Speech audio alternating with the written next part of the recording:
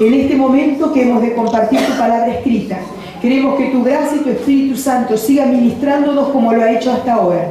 Señor, gracias por cada alabanza, gracias por el encontrarnos, gracias por el poder estar juntos. Gracias, Señor, por tu poder glorificado y manifestado en cada uno de nosotros. Gracias porque en esta mañana hay corazones que ya han sido tocados, Señor.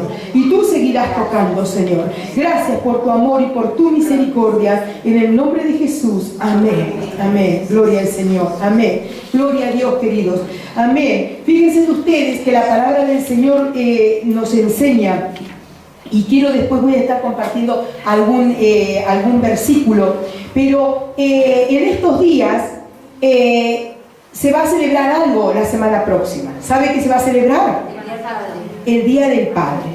Se celebra el 19. Y cuando nosotros pensamos en eso, sabe que la Biblia usa la palabra Padre, y cuando la palabra de Dios habla de esto, está hablando que significa alguien que nutre, alguien que es un protector, alguien que es un sustentador. Cuando nosotros pensamos en esto, la palabra pater, y que es un sustentador, alguien que nutre, es la idea que el Señor quiere darnos de la imagen ideal de un padre hacia un hijo. Mire, el diccionario dice que nutridor es aquel que abastece o llena una cosa de lo que necesita para funcionar y funcionar bien. Aumentar o dar fuerza, especialmente de tipo moral, a una persona. Si pensamos en lo que significa ser un protector, es hacer que una persona o cosa no sufra daño o no esté en peligro, amparar. Y si pensamos en sustentador, es sujetar o servir de apoyo a una cosa para que no se caiga o no se tuerza. Cuando tú piensas esto y piensas en la comparación que puede ser un padre, aquel que es un nutridor, protector, sustentador, yo creo que en el corazón de todos nosotros puede haber un pensar y decir, aún en las mujeres, Señor, que mi esposo pueda ser realmente un pater. Que mis hijos puedan ser realmente alguien así, que realmente podamos ser aquella familia que el Señor quiere. Miren, hermanos, quiero que me acompañe a leer en esta mañana en Marcos capítulo 5.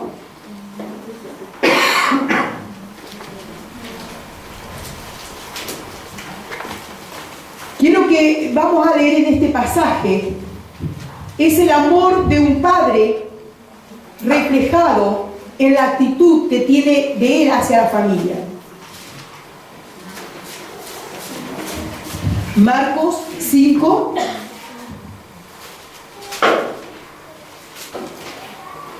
¿Lo tenéis? Dice así la palabra del Señor, y si el que está al lado tuyo no tiene Biblia, comparte con el que tienes ahí al lado, para que puedan estar leyendo. Dice, pasando otra vez Jesús en una barca a la otra orilla, se reunió alrededor de él una gran multitud, y él estaba junto al mar. Y vino uno de los principales de la sinagoga, llamado Jairo, y luego que le vio, se postró a sus pies. Y le rogaba, ¿cuánto? Mucho, diciendo, mi hija está agonizando, ven y pon las manos sobre ella para que sea salva y vivirá. Hasta ahí por un momento. Fíjese usted que viene Jairo, que era uno de los principales de la sinagoga, no era cualquier persona, era alguien emblemático dentro de la ciudad. Él presidía la junta de ancianos y él estaba presidiendo los consejeros. Él era el encargado de organizar el culto que se hacía permanentemente. Él era el encargado de poner a cada uno en su lugar para que cumpliese las funciones. O sea que no era cualquier persona, él tenía un cargo importante, era alguien reconocido.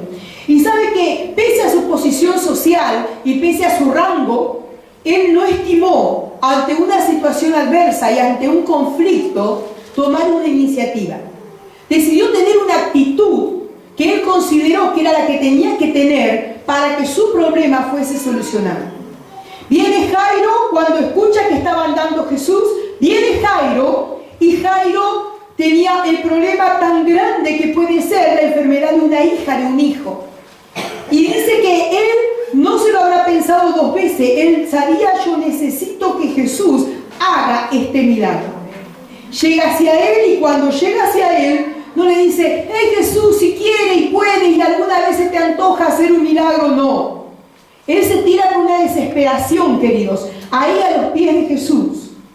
No importándole la vergüenza que podía pasar, no importándole lo que otros le podrían decir. Y tú pensarás, pero ¿quién le va a decir algo a un padre que está con ese dolor en su corazón? Pues hay de todo y para todo, y ya lo vamos a ver más adelante. Pero él se tira ahí, y en esa desesperación y en ese anhelo, fíjense ustedes, dice que se postró a sus pies, con una humillación y diciéndole, Señor, dejo todo lo que soy de lado para yo reconocer tu deidad, reconocer tu poderío y para yo pedirte a ti realmente lo que yo estoy necesitando.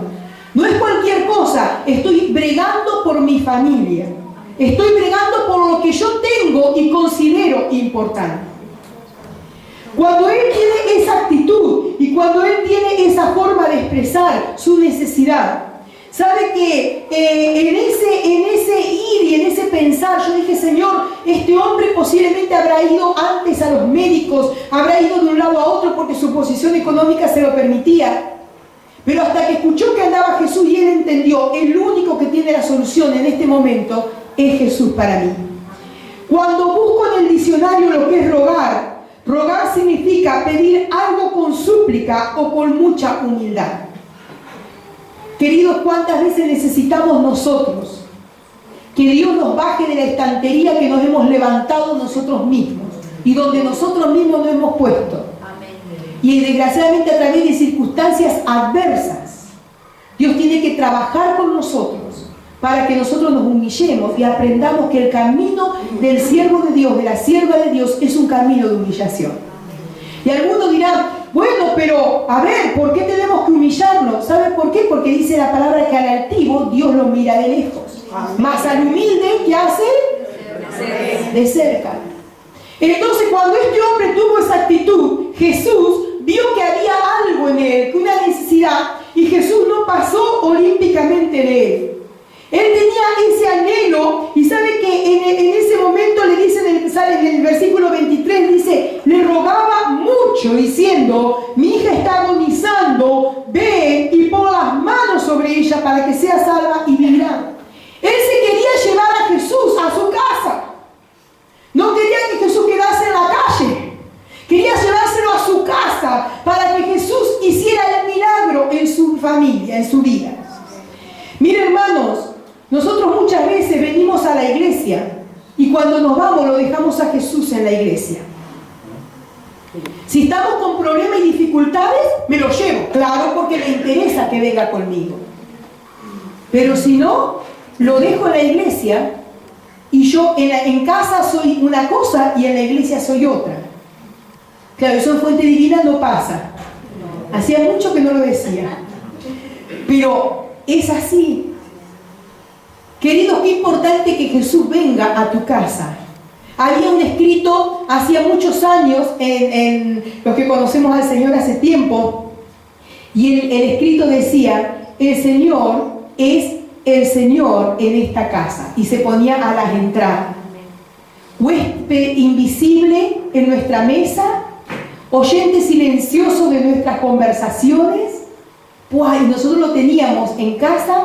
Mi padre lo había hecho bordar por alguien en punto cruz y lo teníamos ahí en la entrada. Y mi padre decía siempre, nunca nos olvidemos que el Señor está en el medio. Pero a veces nosotros decimos, el Señor queda, claro, no lo decimos, pero con los hechos queda en la iglesia y yo me voy a casa y en casa el que mando o la que mando soy yo. Porque a veces hay algunas mujeres que mandan más que los maridos.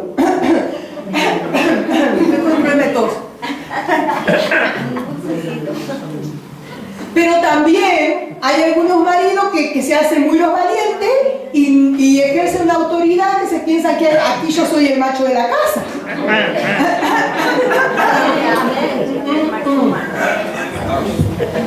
Me voy a terminar la botella si sigo así, de agua. Fíjense, hermanos, que nosotros a veces nos llevamos nuestro propio yo a nuestra casa y aquí dejamos al Señor. En la calle, yo soy yo. Y cuando voy a la iglesia me visto del Señor. Algunos dicen, estaba viendo el otro día un dibujito que mandaron y decía, ¿te has vestido hoy la armadura? A la mañana te has puesto la armadura. Y yo dije, a ver, si yo me pongo la armadura a la mañana, ¿con qué estuve a la noche? Imagínense que yo voy a salir hoy, en lugar de salir a las 7 de la mañana a trabajar, entro a trabajar a las 12 del mediodía. Me pongo la armadura porque voy a salir a la calle. Y entonces en tu casa, ¿con qué armadura estuviste? ¿Dónde estuvieron tus pensamientos?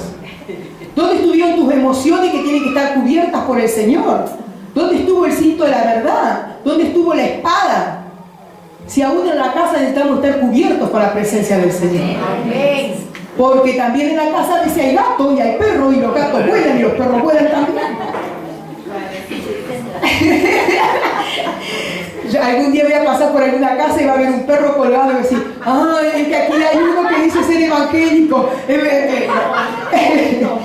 Mire, cuando de pronto nosotros vemos en la palabra del Señor, y quisiera ir leyendo un verso más adelante en el 35, mientras él aún hablaba, se estaba refiriendo a Jairo, porque entre medio pasa una circunstancia con la mujer que tenía flujo de sangre, pero vamos a leer el verso 35 para continuar con el hilo de la historia de Jairo. Dice, mientras él aún hablaba, vinieron de casa del principal de la sinagoga diciéndole, o sea, sus propios parientes, tu hija ha muerto, ¿para qué molestas al maestro? Se da cuenta que algunos, no todos tenían la misericordia de decir, es la hija, hay que entenderle cómo está. Aún su propia familia estaba juzgando y le estaba diciendo, deja de molestar al maestro, no te pongas pesado, tío.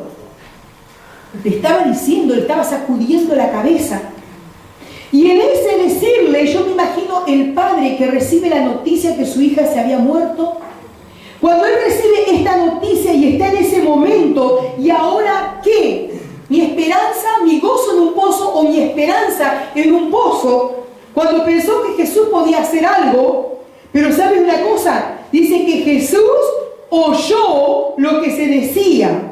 Y él le dijo al principal de la sinagoga, a Jairo, Jairo, no temas, cree solamente.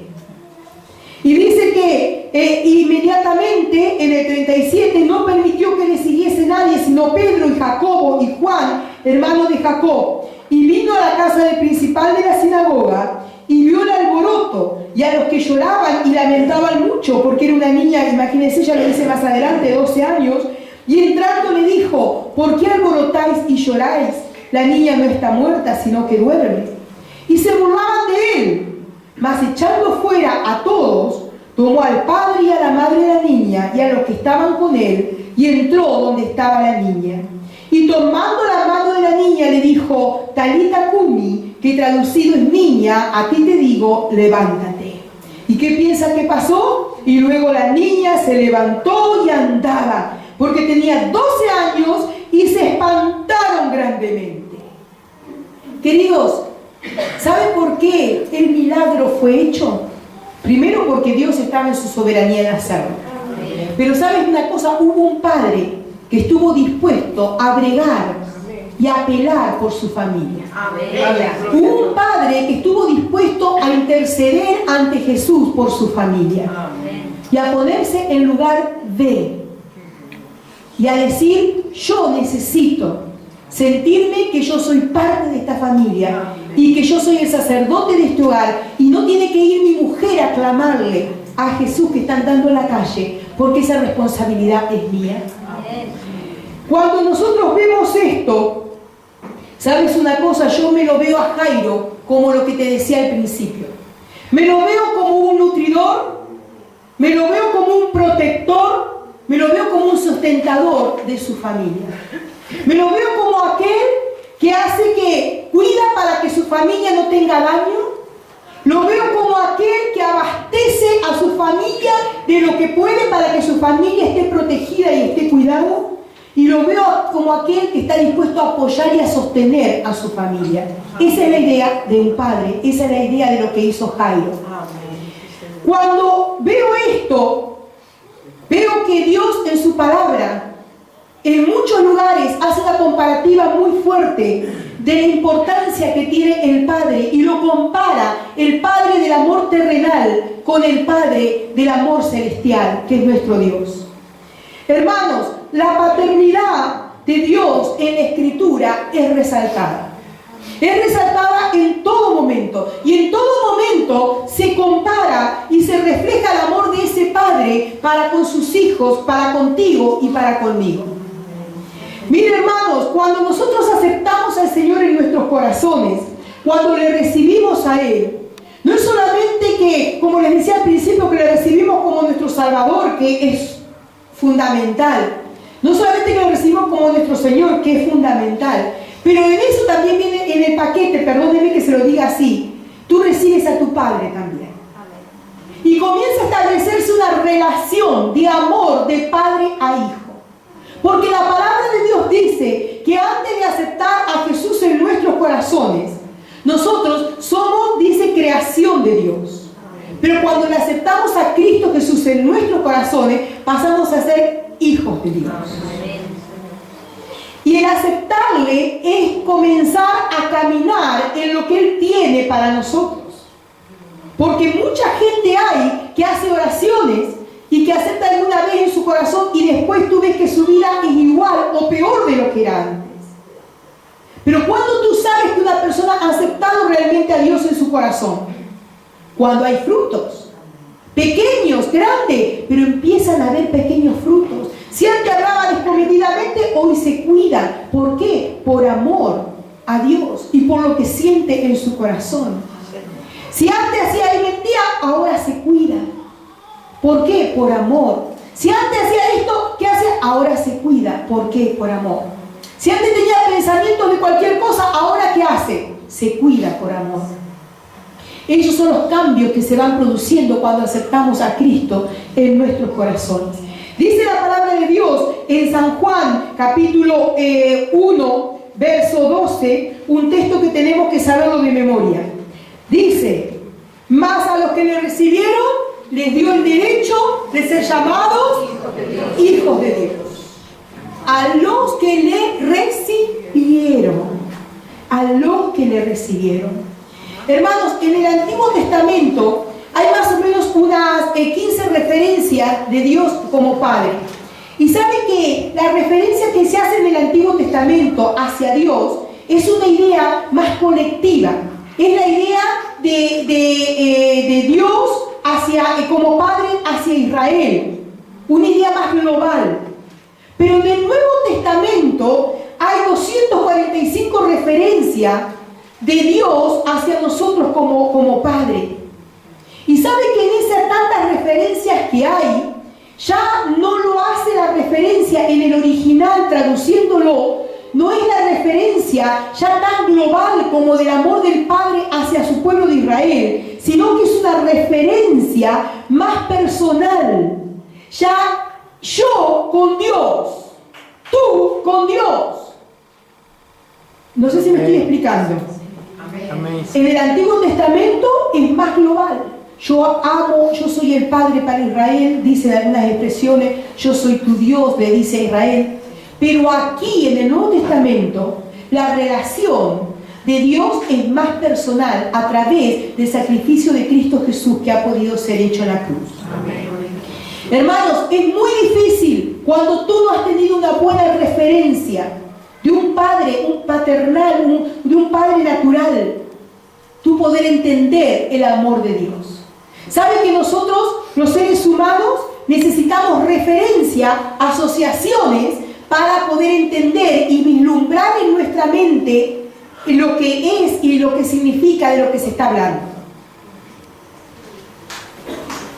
Por ejemplo, cuando tú ves en Ezequiel describe de pronto una visión que él tiene, y él describe la visión que tiene. Hoy podemos decir nosotros, casi son como platillos voladores, pero él, como no sabía ni lo que eran los platillos voladores, él describe la visión diciendo que son como platos con ojos. Él describe algo de lo que él está habituado a ver, lo describe con su propio lenguaje. Si nosotros hoy vemos algo que nunca hemos visto, tendremos que hacer un lenguaje asociativo, decir, esto se parece a tal cosa para poder explicarle a alguien. Si tú le vas a explicar algo a alguien que no ve, que no tiene la vista, tú le vas a explicar y posiblemente en algún momento vio y tuvo visión, tú le vas a explicar y vas a decir, recuerda cómo era aquella cosa así. Bueno, esto es parecido a eso, y se forma la visión en su mente. Cuando nosotros pensamos en eso, pensamos en que el trato personal de Dios con nosotros es como un padre. Nos cuesta entenderlo si nosotros no hemos tenido un padre terreno que ha sido un padre amoroso y un padre cuidadoso y un padre protector con nosotros. Muchos desgraciadamente no han tenido ese detalle del padre, ese cobijo del padre, esa protección del padre, ese cuidado del padre. Y entonces cuando piensan en su padre celestial, le cuesta asociar el cariño que Dios puede tener hacia cada uno. El amor que Dios que te sigue amando, no por lo que tú haces bien o por lo que haces mal. El amor de Dios sigue estando. Mire, hay muchos padres terrenales que cuando de pronto un hijo hace algo que no está bien, le dice, ya no te quiero más, no eres más mi hijo. Y se lo dice.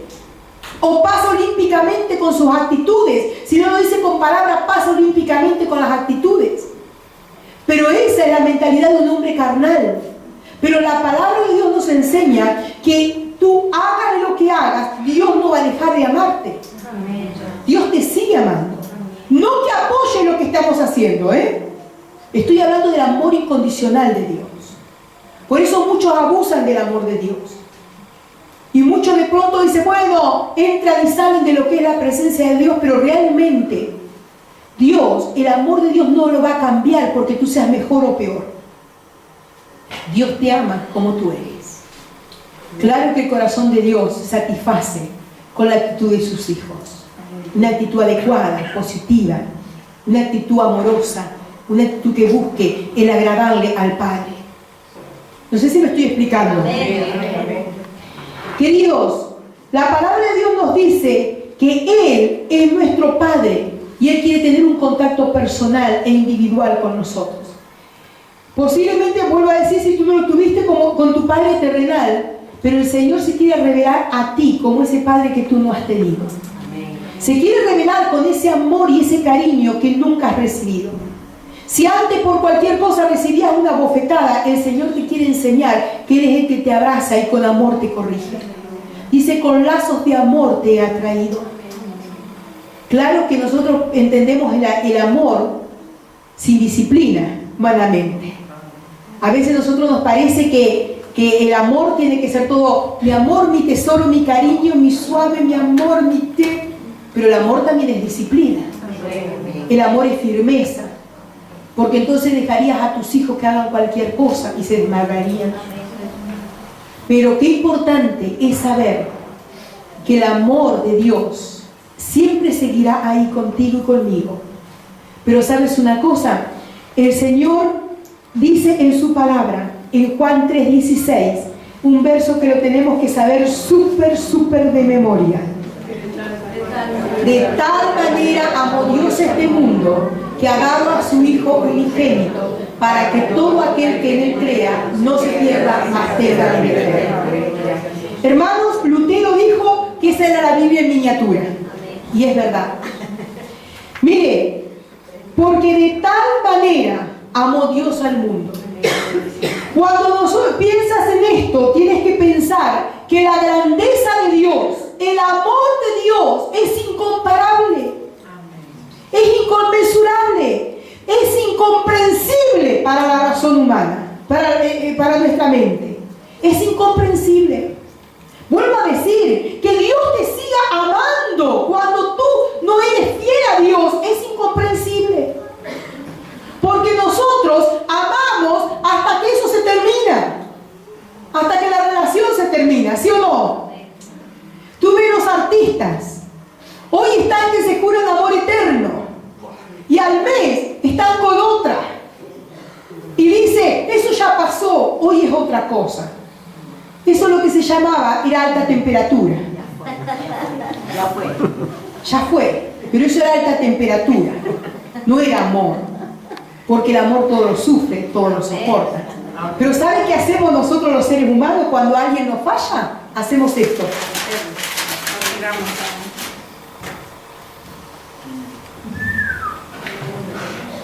Y ahí te quedas.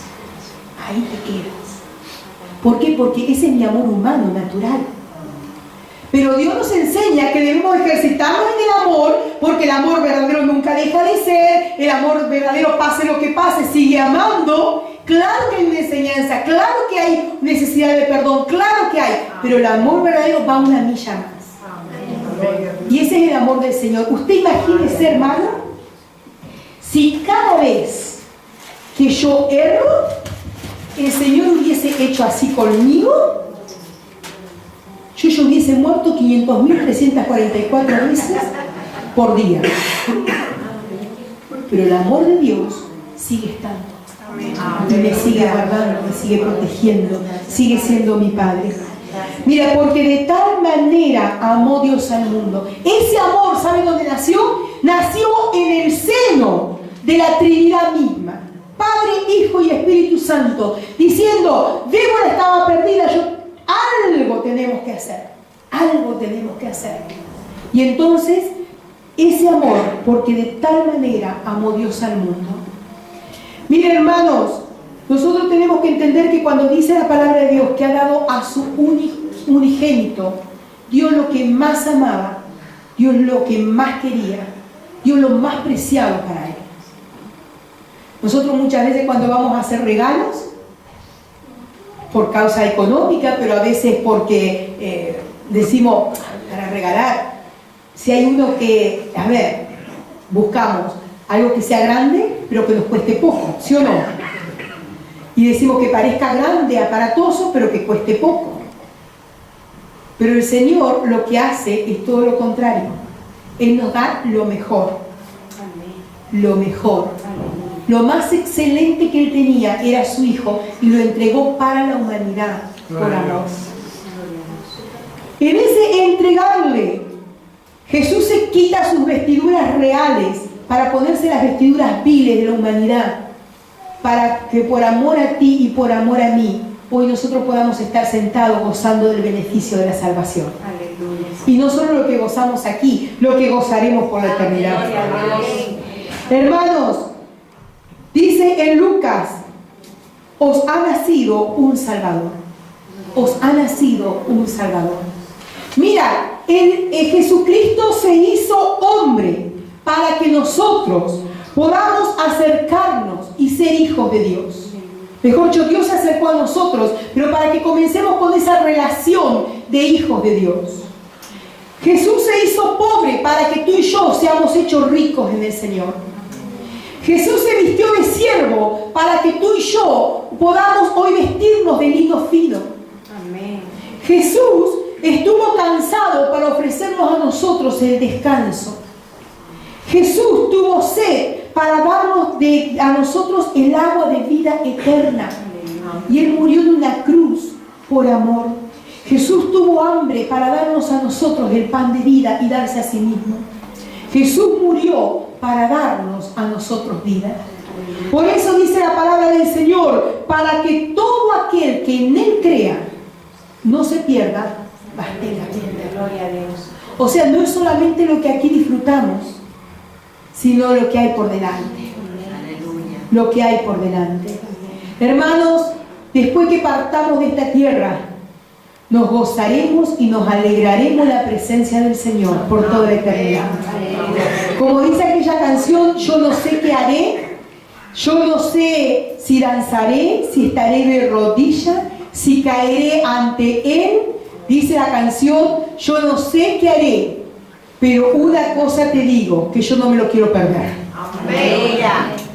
Yo no sé si la nube me va a sostener, o voy a necesitar dos o tres nubes puestas juntas, no sé, pero que yo no me lo quiero perder, no me lo quiero perder.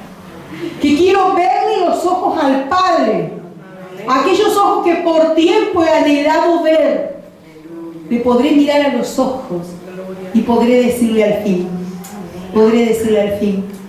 Mire, cuando pienso en eso, digo, Señor, qué hermoso que tú hayas cambiado mi naturaleza humana y muerta y podrida, hermanos, por una naturaleza eterna para gozar. Aleluya.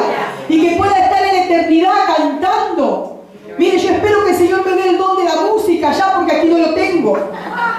Por lo menos con una arpa ahí, no sé qué estaré haciendo, no sé, pero mire, me basta, aunque sea, mire, limpiando los zócalos.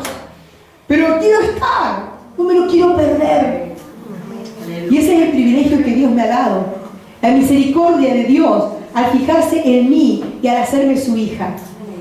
Al decir, ya no serás más una paria, ya no serás más una perdida, ya no serás más una descastada, ya no serás más una abandonada. Ahora eres hija mía. Yo te mando a mi hijo para que muera en la cruz por ti y que para que pueda empezar esa relación entre tú y yo de fluidez y de libertad.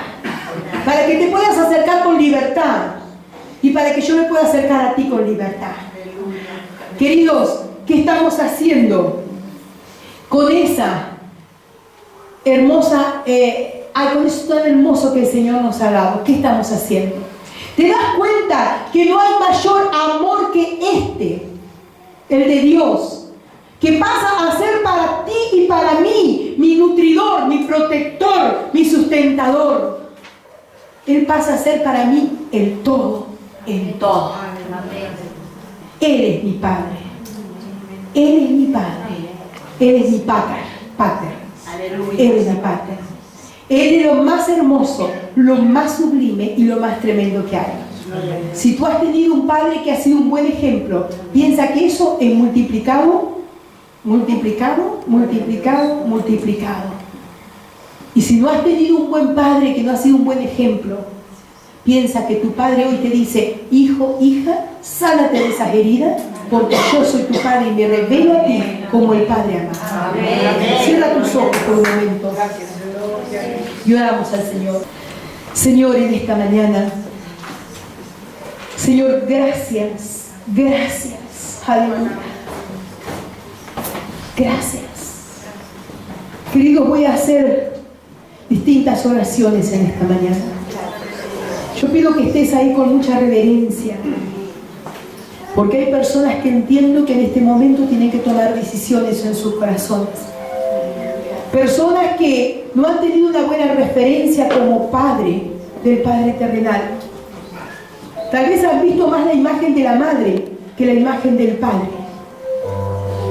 Pero en esta hora necesitan volverse al Señor y decirle, Señor, yo no he tenido buena referencia con mi Padre natural, pero hoy te quiero decir, quiero dejarte que tú seas mi Padre celestial. Quiero dejarte que tú me abraces. Quiero mantener esa relación contigo, esa comunión contigo. Y en esta mañana, tal vez tú tienes heridas hacia tu Padre terrenal. Puede ser que cuando te acuerdes o piensas en Él, hay un nudo en tu garganta y aún sientes como cierta inquietud y rencor. Pero en esta mañana decide perdonar. Decide perdonar. No es si tú lo sientes, es una responsabilidad, es una obligación que nos dice la palabra que debemos perdonar para ser sanos. Decide perdonar. Entiende que si ese hombre actuó de esa forma, fue porque su mente estaba nublada por la naturaleza y por el pecado. Tal vez tú dices, pero él en algún momento aceptó al Señor, pero dice que por sus frutos lo conocerás. Y comienza a cubrir ese rencor con el manto de amor de tu corazón que lo pone el Señor. Y comienza a cubrir a esa persona, a ese Padre. Y comienza a declarar en tu corazón que no le odiarás más, que no le tendrás más rencor, que no le sentirás aquello. Algunos dirán, pero ya muerto. Si tú estás sintiendo algo en tu corazón que no corresponde, ahí busca limpieza en tu interior. No hablamos con los muertos, queridos, pero buscamos limpieza en nuestro interior y perdonamos en nuestro interior. Y ahí donde estás, podemos hacer alianza con el Señor y decirle: Señor, yo me esforzaré en perdonar y yo quiero que tú me ayudes a perdonar, porque no es con mis propias fuerzas, sino con tu Espíritu, Señor. Tal vez hasta algunos han sido violados por sus padres naturales, pero en esta mañana recibe sanidad de parte del Señor. Recibe sanidad porque tú hoy eres nueva criatura. Eres alguien nuevo en el Señor. Y tú estás para ser restaurado y levantado. Y en esta hora puedes decir: Señor, aquí estoy. Si mi padre no ha sido el mejor ejemplo, yo quiero ser el mejor ejemplo para mi hijo, para mis hijos. Yo quiero ser aquel hombre, aquella persona que está trazando camino para que mi hijo pueda caminar. Yo quiero ser aquel que de pronto abre sendas para que los hijos puedan andar, que son capaces de humillarse y decir: hijo, perdona porque mi actitud no ha sido la adecuada, que es capaz de decir: hijo, quiero que me ayudes a cambiar porque yo quiero cambiar, que es aquel que tiene esa actitud humilde de un Jairo que se tiró a los pies de Jesús diciéndole: yo solo no puedo, yo necesito de ti. Aquel Jairo que llevó a Jesús a su casa y no se quedó simplemente con Jesús en la calle, se lo llevó a la casa